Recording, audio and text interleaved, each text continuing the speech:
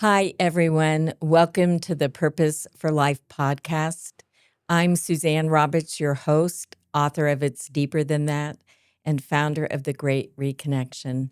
And I'm so excited to have with us today Jessica Rhodes. I know you're going to be inspired by her story, her courage, and her journey. So thank you so much for being with us today, Jessica. Suzanne, I am so honored to be invited onto your show. Thank you for hosting me. I first learned about you because I heard you're the first guest podcasting company. And so could you talk a little bit about how that happened? So 13 years ago, I became a mom. My son turned 13 just a couple of weeks ago. And when I was pregnant with him, I was in year 6 of a career leading a door-to-door field canvas. So I did door-to-door for a nonprofit, did fundraising, community organizing all through college and then into my 20s. And I didn't want to do that as a mom. It was not a lifestyle conducive to being Mm. home around a baby's schedule. And so when I was pregnant with him, I set the intention that I would be home with him when he was born. And I didn't know what I would do to help bring in income into our family. I was 24 when I had him, Mm. 25. No, I was 25 when I had him. My husband worked a nonprofit. So we still needed two incomes for me to be able to stay at home. And I called my dad and my mom and I was like, what should I do? I want to be a stay-at-home mom. And my dad is a business coach. He started his online business in the early 2000s. Mm. And so that's when I was 13. So I don't know, maybe 13 is like a lucky number. But when I was 13, he started his online business. And then he said you should be a virtual assistant because he never had employees like full-time, like W-2 employees in his business. He always had VAs. He goes, VAs are great. You are your own boss. It is your business. And then you have clients and you're on their team. And he goes, I'll be your first client. You can come be my VA. Why don't you book me on podcasts? And I was like, okay. And I'm start Googling. I'm like, podcasts, business podcasts, marketing podcasts. I'm just figuring it out. This is 2013. So Wow. there weren't that many podcasts, maybe 200,000 in the world. So I just start looking up business and marketing podcasts and I just start sending emails and pitching my dad, Jim Palmer, as a great guest for their show. And I'll never forget the first time I booked my dad on a podcast. The host was Brian Olson, and I was so excited. I remember the moment I got the email, I was cooking dinner in the kitchen. I had my laptop open. I saw the email come in. I called my dad. I'm like, I just got you booked on a podcast. And that is what started it all. So I'm booking my dad on podcasts. He refers some of his friends to me. So now I have like 3 clients as a virtual Wow. assistant. And around May 2013, I'm on a walk with my dad. It was Mother's Day weekend. And I'm like, I love having a business, but if I just keep billing people by the hour, I'm never going to grow because Nathan's going to, he's going to be awake more. He's going to nap less. Like when I can't, I either need to change my business model or just keep charging more per hour. Hmm. And so he helped me come up. He asked me some questions about what I enjoy doing the most because I wasn't just booking podcast interviews. I was doing sales and client support for my dad. I took a Pinterest course and was managing some Pinterest accounts for my clients. Like I was just doing Jill of all trades, I love doing that. whatever I could. And my dad asked me some questions. What do you like doing the most? What do your clients value the most? What's in highest demand? I was like, well, everyone seems to be really into podcast interviews. Everyone really likes getting booked. The podcast hosts, when I would pitch them, they had never been pitched before. I feel like that's a movie, like Never Been Kissed, like Never Been Pitched. That was That's great. 2013. That's awesome. Like I'd never been pitched before. Who are you? So then I started getting interviewed on podcasts because people were like, "Wait, you book people on podcasts? Like, what is this?" And so over the summer of 2013, my dad helped me formulate a company, and we came up with the name, Interview Connections. He goes, "It's got to make sense. It can't be like Google. Like you're not a startup. It has to explain what you do." And we got the domain. His team helped me build out a website. We came up with some packages. And over that summer, I made calls and I got on Skype calls because it was 2013. We weren't Wow. using Zoom. And I asked people that I was working with, whether they were clients or podcast hosts, I'm thinking about starting a podcast booking agency. Is this a service you would pay for? And everyone was like, yes. I'm like, great. Okay, then I'm going to do it. I launched the business in September. That September 2013 is when interviewconnections.com went live. And I went to every person who said, yes, I would pay for this. And none of them bought, but other people did. So they were proof of concept.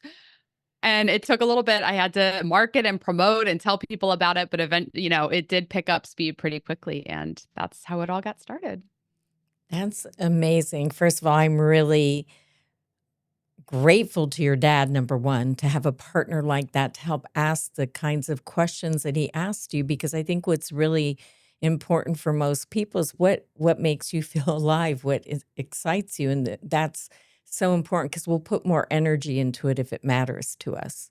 So when the no's came in, when you thought they were going to be yeses, the thing that keeps moving you then, or I believe, at least listening to, is your passion for what it is that you actually wanted to offer and bring into the world. So I love that story and that lesson in there for anyone that's listening.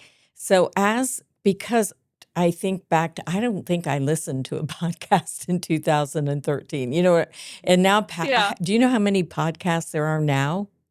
There's 3 to 4 million total. Wow. Now, not all of them are actively publishing, but Okay. there's 3 to 4 million, maybe less than a million are like actively putting out new episodes. That's crazy. And do you still feel passionate about it? Yeah, I love it. Can you I share love it. why you still love it?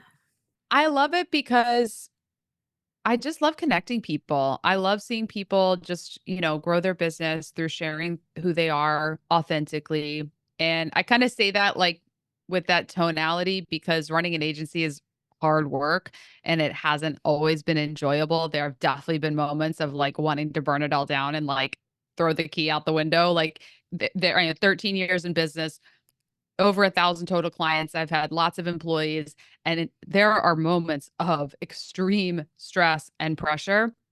But at the end of the day, every storm that I make through, I'm like, God darn it, I still love this business. I still Mm. love the clients I work with.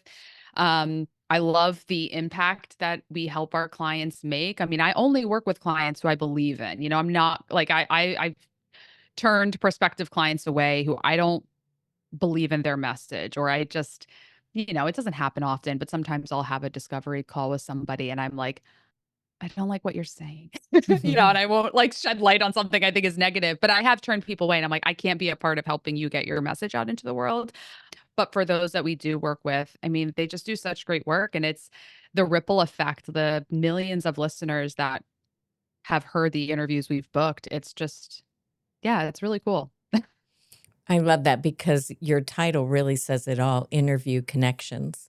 And there's Yeah. something that happens, through podcasting that is like a networking event. It Hmm. creates connections and ripples beyond what you can never really see, but it does have a big influence. That's what it's all about. It's about the connections. It's about the human connection. It's about two people being. I love how you grounded us and you had us set an intention and get really present, because that is what I love about podcast interviews is I've, been on so many podcasts where I'm like, you just connect with the host and thus their Mhm. listeners in a way that just I have not found a way to do that outside of a podcast interview. And I know, like, I interview people on my podcast too. And a lot of them say, like, in real life, strategies are how they like to grow their business, like in person, 100% love it. But for me, I can't get really deep with somebody like at a conference or a networking event. Like, there's a different Mhm. positive, beneficial connection that happens in person for sure. But to be in like a one on one conversation with no distractions, I can get way deeper here than I could if I was out, with a drink in my hand or with hors d'oeuvres on my plate. And I'm like, how long is this conversation? You know what I mean? Like, there's just for me, there's more distractions. Like, I'm the extrovert that likes to go deep with one person versus like Mhm. having to figure out like how to talk to lots of people. Like, I get very overwhelmed at a party. It can be very overwhelming. Yeah. So it sounds like through, having your own, anyone having their own business is challenging no matter who you are and what you are, right? It's just really true. And over the years, when you've wanted to burn it down, how have you either reinvented yourself or what have you done to make it become sustainable over time? Every time I've been at a point of just like, I guess burn it all down is not the correct way. Like, that's not actually how I felt. It was, I wanna get the F out of here. That's Okay. that was more like the phrase, like, "I wanna leave. I don't wanna burn it. I wanna leave." You know, so the very high moments of stress over the years, that's how I felt, and how I got through it, number 1, is it's sort of like when you have kids, you don't have a choice to leave. I guess technically you do, but, like, you don't have a choice to leave. You gotta figure it out. Like, you gotta make it through the night of them crying through the night. You have to make it through the tough times and all of the challenges that come. Like, you don't have the luxury of just leaving, and I'm grateful for that. Sometimes it's really hard when you don't have the luxury of just, like, putting in 2 weeks notice and leaving, but at the same time, when you like, diamonds are formed under pressure. When you make it through those high pressure situations, you're so much stronger afterwards, Mm, and so, number 1 for me, it's learning to be grateful for the really hard times. It's learning to see the beauty, and now, like, these lessons have come after making it through many challenging times, but learning to be grateful for those times because of seeing how much stronger and wiser I am having gone through it. And to answer the question of like how do you get through those hard times? I learned 6 years ago tools to regulate and train my nervous system. great. That has been the biggest game changer for me because I remember it was 2020 and I had signed on a new client. Her name is Elizabeth Kristoff, and she had this new company called Brain Based Wellness. Mm. And so I'm booking her on podcasts, and I interviewed her on my podcast to start things out. And I'm just like, what's the nervous system? Like, I didn't even know what the nervous system was. Like, if I'm being God. totally real with you. Right. I was like, and she's explaining it to me. And I'm like, oh, is that why I have a constant pain in my like upper back, my neck, shoulders? Like, I was just living with it. I'm like, that was Oh, the it's norm for so me. interesting. Yeah. And so she's explaining it all to me. And I'm like, whoa. So I started doing this work with her. She's teaching me about like applied neurology and just like how to find the different tools that work with my nervous system. And then I felt this immediate relief. Mhm. And, kind of fast forward 6 years later, now doing that work, like every single day, I do at least 15 to 30 minutes of training my nervous system and like Great. processing stress and processing emotions and like learning how to open my heart and feel my feelings, not just have them bottled up. And it has really helped because I look back and some of my best revenue profit years, I was the most burnt out. I was the most frustrated. Even though in hindsight, like 2021 was our best year ever up until now, like high revenue, high profit. I'm happier now. I had, 2022, 23, like I'm still working my way out. And like now we're going through all these transitions and like building a much stronger foundation. But like high revenue and high profits won't make you happy if you are That's right. burnt out and dysregulated. That's so true. I just taught like 2 virtual classes yesterday from disconnection to restoration. Oh, And it is about the nervous system. And what was interesting, people could easily identify the ways that they disconnect and survive, but they yeah, could not identify their hunger or their longing for the restoration because surviving and disconnecting was so normalized, sort of like, oh, I'm just going to live with this pain up here. And right. yet there is a signal inside of us that says there is a different way, but we're not paying attention to it. So I'm Yeah. And so oh, anyway, I'm so grateful you did, and yeah, profit does not make it's you happy. no, it really doesn't. And I will say, because I know, like, I see funny videos on social media where they're just like, I know people say money doesn't make you happy, but like, let me find out for myself. Cause I know it's hard, like when you've never had a point of having a Yeah. lot of money, you're just like, no, but and money makes things easier. Like Oh, money yeah. gives you choice. 100%. It can definitely help. Yeah.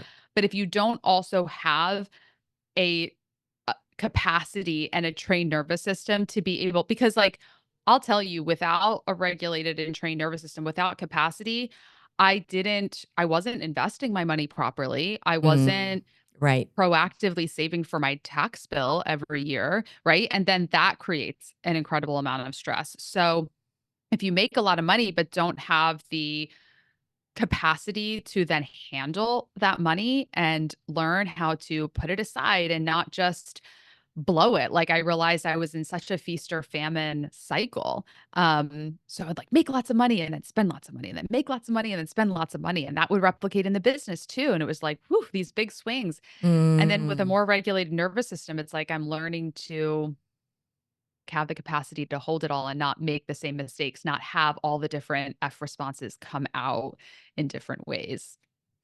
I just so appreciate everything you're saying because we are socialized through Mhm. systems that we don't even realize are being infused into our psyche that are making us behave in ways that aren't really in our best interest, or like you say, from a regulated nervous system. And I just really feel like unless we do have that, we aren't making decisions that include the whole. We can't pay Mhm. attention and we don't even Yeah. know how to serve in a way that's generated on restoration as a resource for how we take action versus going on depletion and urgency and compulsion, which isn't really sustainable over time. It was Yeah. interesting. Yesterday, I asked people how much percentage of the time, once they identified all the ways that they're disconnecting, how much of the percentage of their day, and between the number of people that were on both of the calls, I would say it was between 60 and 85% average. And I'm like, I I don't want to live disconnected for 10 minutes, let Yeah. alone like 85% of my day. And I'm thinking about how many people are leading. And then I'm thinking about now here you are as an invitation for connection in a different way that's generous, that's, Yeah. open and heartfelt. And Yeah. that's beautiful. I just listened to, I assume you're an Eckhart Tolle fan. You seem like you would like Eckhart Tolle's work, but it's like he talks about being friends with the present moment. Hmm. And that has really helped me. Just that reminder of being conscious, being present, Yeah.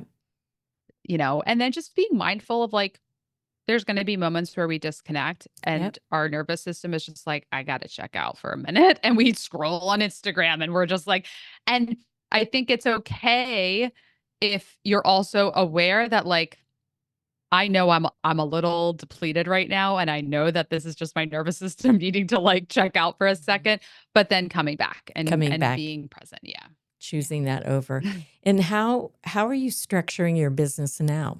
It's kind of very full circle. I feel like there's a lot of full circle energy in 2026 because I'm structuring my business now very similar to how I structured it when I started. For the last 8 years or so, I was offering my service through packages with 10 to 12 month long contracts and, a package of bookings. And now I've structured the business in a monthly membership model with no long-term contracts. And that's how I did when I started Interview Connections. It was all like, different membership tiers. And then it was month to month. And I had clients stay with me for years. And so Mm, that's the model that I've returned to, infused with it, things that we've added over the last several years with like coaching and, some like repurposing services and things like that. But having a monthly membership model and then really amplifying the coaching that we do for our clients on their business growth and on their podcast guesting strategy has been, yeah, really great. And it's taken a few months to work out the kinks. I mean, we're still working out the kinks. Everyone's always working out yeah, I kinks was because you gonna just say, have a new you get level, new kinks. Once you work those out, there's more, right? So, Exactly. There's new kinks to work out. So, it's been, yeah, I would say like the last 4 months. It was December. We're recording this in March. It was December where I made the change and shifted how we're packaging the service and how we're offering it. And it's been a few months of like building it up, but it's been, I would say, going well overall. that's great. One of the things I appreciate about you is on LinkedIn, you Yeah. were vulnerable and shared, and it Yeah. really touched me. So, what gives you the courage to be vulnerable and bring yourself out to the world? Oh. Thank you. I think my vulnerability in the posts that I've written on LinkedIn over the last several months came from me releasing any fear of what people think of me and Nice. like also releasing the consideration about how I'm being positioned Mm, because over the years, to 8, 10, 12 years of like learning and growing a business and like learning how to attract clients that would invest in a high ticket service, I felt, and I think still to an extent, still feel like I need to present myself in a certain way. And like, mm. I don't want people to think I'm unsuccessful because then they won't want to work with me. There's that like fear. And I think I would guess a lot of people can relate to that because if you were to ask anyone, how are you doing? 99.9% of them are going to say I'm doing great or doing good. So I just decided, I don't know, there was just a moment where I was like, I'm just going to tell my story and then like the response that I received from the stories just gave me fuel to just keep it going and just to keep sharing and yeah, just being honest and vulnerable. I don't know. You said so many things I really appreciate. And it's part of what I think gets so deeply ingrained inside of us, like through class and wealth and image. Like Mhm. we're supposed to look or be like something if somebody's going to pay for us or be high ticket, and then Mhm. we keep distancing ourselves from ourselves. Yeah. And if you can't be you and rest in the power of who you are and how you're made, then what's the point? When we take our last breath, do we want to be performing Yeah. or do we want to be resting in the power that's been given to us? So and Mhm. it struck me when I read it. I was so touched and like, I don't know if proud is the right word, but honored Mhm. to witness what you wrote. Oh, thank you. Yeah. Yeah. I'm also on a journey going through, I don't know if you've ever done or are familiar with A Course in Miracles. Yes. So I'm doing that. I started that like late October or November. And those lessons every day have been really helpful and just like helping like that course has been helping me connect to spirit. And I think Nice. that the more you connect with consciousness, with God, with Yes. spirit, it does sort of like the visuals, it kind of like cleans out the pipes a little bit, Yep. like you clean out the gunk and everything because the posts that I write that are best, that are like just the energy super clean, people love it, like I get responses, I feel good after writing it. It's like I've opened up there's like opening at the top of my head and I just let consciousness come through me. Nice. And I ask like what needs to be said. I love that. Not what do I write so that I can get people to do this? That's how I created marketing content for 13 years and now or 12 years and now it's like what I always feel like I'm in a conversation and what do I need to say? What needs to be said? What's the truth here? I just launched after my book and documentary in October. I launched my first great reconnection signature leadership program, and it's called Soul Led Leadership. What's my soul asking of me? Not like what my mind's telling me to do for the world. Yeah. And I've been working with 13 leaders from all over the country in all industries as a beta project. And I've learned a lot. I wouldn't structure it the same way that I structured this one, but I will keep the workbook because I see the work working, right? So I really appreciate everything that you're saying. And it feels like you're on the verge of not only a different way of being, but I think your Yeah. company's going to get infused and uplifted. That's how I feel. It may take a little bit of time, but you Mhm. are actually reorganizing what I'm going to call the field of the company. You're a Yeah. different leader and it's as above, so below. So as you're inspired from this place, it's going to just infuse into your company. And I just imagine who you're going to be attracting in without trying, honestly. Thank you. Yeah. Yeah, I I'm- feel it. Feel it? I'm excited for you, really. It's great. Thank you. Thank Great. you so much. You're welcome. How are you feeling right now? I'm feeling really good. I love being able to talk about all this and to share to just like I'm such a verbal processor and I just love talking about this stuff. So I feel really good. And I think one of the things that I hope our listeners is taking away from this is that you can reconnect spiritually and do business. I think sometimes people think that they're separate entities or make them separate entities, and we need to bring this alignment in so that whether you call it spirituality or holiness or God infused or energy infused, whatever it is, consciousness infused, that Yeah. needs to become part of business for our future. And yeah. Yeah, I agree and I can speak to everyone in the audience who maybe has a I don't know what the right word is, but I'll just speak from my own experience. I grew up going to church, I grew up Christian, and I like there were many experiences in youth group and church that I was like, "Peace out. Like this is not for me." Like, nope. And spent much of the last 20 years being not a spiritual person. And Mm. there was a moment 12 years ago, and my friend Susie, she was at, she was in, like, I knew her through my dad's business mastermind. And I was kind of like, just kind of trying to touch God a little bit, but just still feeling that like inner turmoil of just like, no, like, I don't know if I believe it, but like, I see y'all praying and that looks kind of nice. But like, like it looks nice, but I don't know if I belong there anymore because I totally took myself out of that. And she took my arm and she goes, "This is God. He's never going to let go of you. Even if you let go, he will always still be holding on to you." And that was like 12 years ago. And I was like, okay, Susie, like, cool.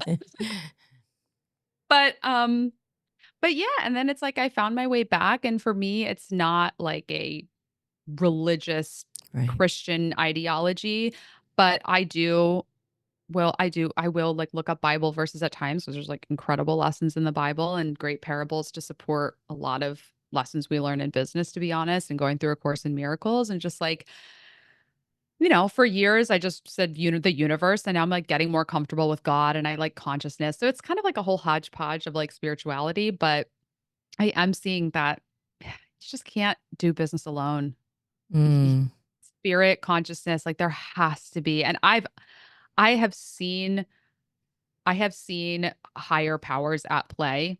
So much has happened in my life over the last several months that can only be explained by God. Thank you. We have to begin to wind down for today. I could keep going. It's very I fun. know. Can you let people know how they can get a hold of you? Yeah. My website is interviewconnections.com. You can listen to my podcast there. I'm going to be having Suzanne on the show. So you should be able to find her interview when you come there, or you can schedule a call or come to my masterclass. I do one every month if you want to learn about podcast guesting. I took one of the master classes and it's great. I highly, Yay. highly, highly recommend it, y'all. Thank you. uh, and I have a question for you. Mhm. What do you think the purpose for life is? I think the purpose for life is to connect with other people. That's what we're here for. Nice. And what's one parting thought or care that you'd like to leave for our listeners?